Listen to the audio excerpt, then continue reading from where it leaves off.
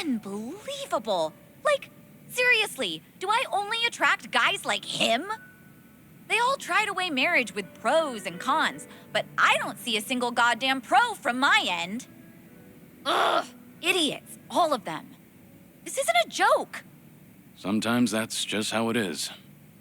I'm a businesswoman. I have my priorities sorted, unlike most guys. Agreed. But maybe you ought to slow down. You're drinking too much too fast. Well, excuse me, but I am pretty depressed right now. Is that how marriage proposals go nowadays? Or am I just old-fashioned? Old-fashioned how?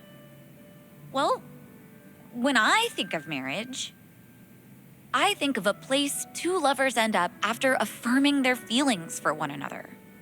But that CEO and even Ichiban, Yeah? they both said the same thing, like how they'd make me happy and what sort of dream we could live out together. But there's something more important than all of that. Why didn't he realize that?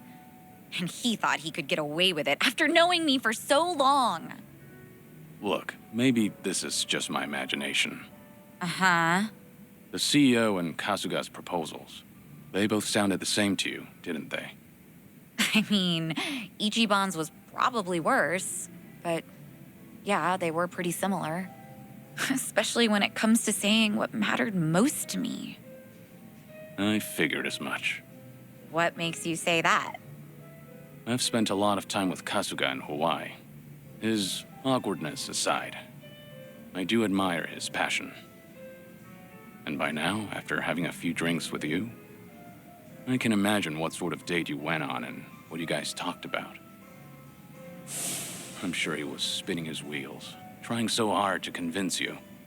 Unfortunately, every point he made to win you over all meant the same thing to you. That there won't be a single con. And that wasn't what you wanted to hear when he was proposing, was it? But you can't bring yourself to tell him that you wanted to hear something else. Because of that, you spent all this time not talking to him. You really think so? Actually, maybe you're right. Maybe that's what this is all about. I can't answer that question for you. But I do have one piece of advice. Nobody knows when their life will be over. One day, you might be told your days are numbered.